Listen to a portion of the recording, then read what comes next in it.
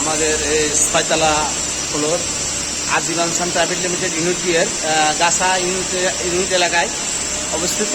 এই ফ্যাক্টরির ছয়তলা ফ্লোর, যেখানে লাইন ছিল এখানে ছিল জি লাইন, মাঝখানে ছিল জে লাইন, তার পাশেও দেখা যাচ্ছে ওখানে ছিল আই লাইন। এই তিনটা লাইন আমরা ঈদের আগে সরা ফেলছি, গত 4 তারিখে সরা ফেলছি। এখন ফ্লোর মেরামতের কাজ হচ্ছে। এখানে সুন্দর করে 1/2 ইঞ্চি উঁচু করে রং করা হবে। এই হলো আমাদের মেনটেন্যান্স রুম।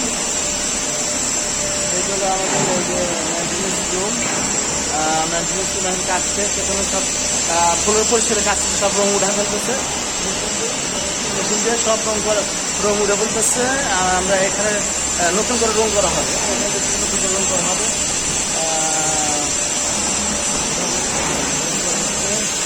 যেখানে পরিষ্কার একদম ফ্লোর একবার পরিষ্কার। আমরা একটু ঘুরে দেখাচ্ছি, সুন্দর করে ঘুরে দেখাচ্ছি এবং একদম সব পরিষ্কার হয়েছে। আগামীকাল থেকে তোমাদের কাজ শুরু হবে। আজকে সব ধোয়া মাছের কাজ শেষ হবে, রং করে ক্লিয়ার হয়ে যাবে, আমরা পরিষ্কার হয়ে যাবে। এই যে মেশিন দেখা যাচ্ছে, মেশিন এইসব মেশিনই কিন্তু আমরা দেখতেছি। এই যে এইসব মেশিন দেখা যাচ্ছে, এখানে একটা মেশিন, ওই যে ওখানে একটা মেশিন। এই মেশিন দিয়েই রং পরিষ্কার করা হয়।